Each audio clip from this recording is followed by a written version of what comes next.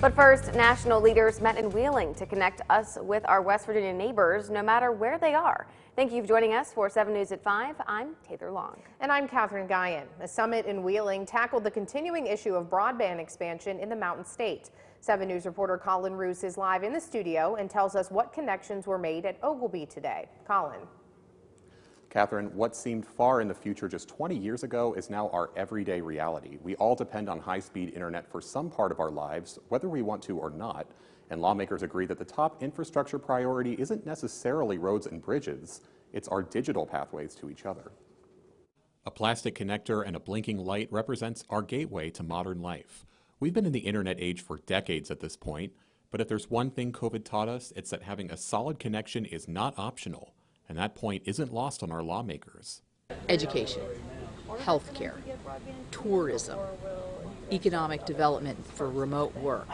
For our schools, think about it for our education system, our communication, our industry. You can't have industrial development and growth if you don't have broadband. That's why providers joined state and national leaders at Oglebay Resort to discuss the plans to plug West Virginia in. The Federal Office of Internet Connectivity was also present to hear about the state's unserved and underserved areas. Even a site as well known as Oglebay could benefit from increased broadband support.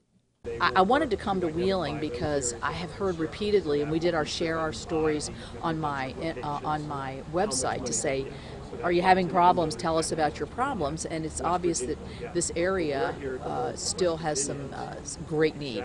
Capito and McKinley both say the Infrastructure Investment and Jobs Act holds the key to expanding internet. Out of the $42 billion it allocates for the entire country, our state is shooting for about $1 billion of it, or 2.5%. They say that would put us on a level playing field with other connected states. We have a great opportunity through the infrastructure bill.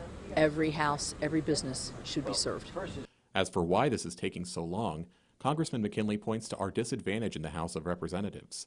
Larger cities have long since had the technology that's just now reaching more secluded areas. Los Angeles County has 22 congressmen. Chicago has 15 congressmen. New York has 16. Montana has 1. With a coverage map on the way, soon broadband won't be kept to the population centers, but will make us all a click away from each other, just like the World Wide Web promised so many years ago. Senator Capito told me the broadband rollout is taking longer than she'd like, but that it's important to make sure the millions go to the places that are truly in the dark. Live in the 7 News studio, I'm Colin Roos, working for you. All right, Colin, thanks.